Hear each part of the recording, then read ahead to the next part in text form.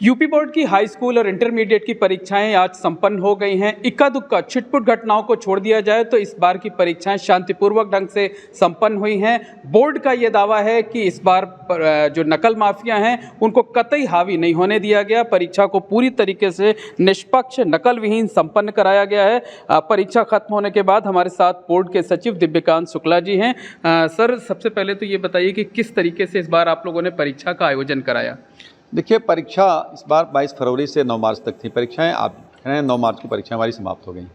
इस बार जो परीक्षा, पिछली बार भी हम लोगों ने नकल विहीन और शुचितापूर्ण परीक्षा कराई थी। कोई एक भी ऐसा मामला नहीं आया था जिसमें कि कहीं कोई नकल का इनपुट रहा हो या कोई भी ऐसी दिक्कत नहीं आई थी। अब कोई पुनर्परीक्षा नहीं हुई थी। लगभग 30-40 वर्षों के बाद हम लोगों ने रिकॉर्ड ब्रेक किया था और इस बार उसको हमने फिर रिपीट किया और अच्छे ढंग से रिपीट किया। उसका एक कारण था कि इस बार हम लोगों ने तकनीक का बहुत बेहतर प्रयोग किया है।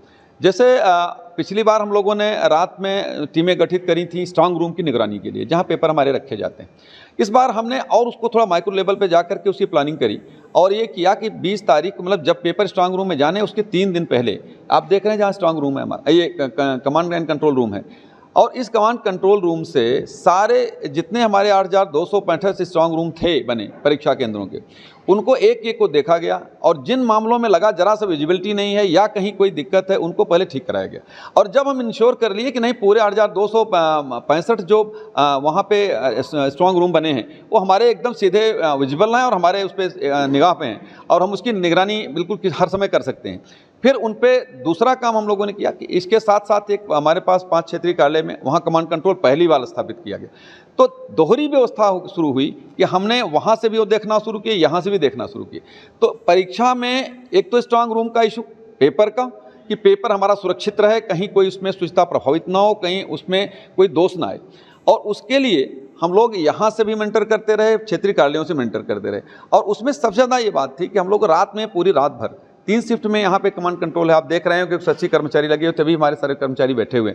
और ये हम 7 बजे से शुरू करते थे सुबह और 7 से 3 बजे तक, फिर 3 बजे से 11 बजे तक। और सामूहिक नकल रोकने के लिए किस तरीके के प्रयास इस बार किए गए और कैसे ये पूरा इतना बड़ा होमवर्क आप लोगों ने किया जो कि सार्थक साबित हुआ? देखिए, इसके लिए मैं इतना ही कह सकता हूँ कि आपसे ये जो सामूहिक नकल होती क्यों थी कि वो लोग देख नहीं पाते थे। जब हम बेहतर तकनीक का प्रयोग करते हैं और हमारी चीज़ें, सारी चीज़ें हमारी नज़र पे होती हैं, तो आप ये देख सकते हैं कि इस समय हम एक एक बच्चे को देख रहे थे, एक एक कमरे को देख रहे थे। कोई भी ऐसा कमरा नहीं केंद्र उसका, हमारे सेंटर का उसके केंद्र का, या कोई ऐसा बच्चा नहीं या कोई ऐसा जो हमारे निगाह से बचा हो। हम सबको देख रहे हैं, कहाँ से नकल कर लेंगे?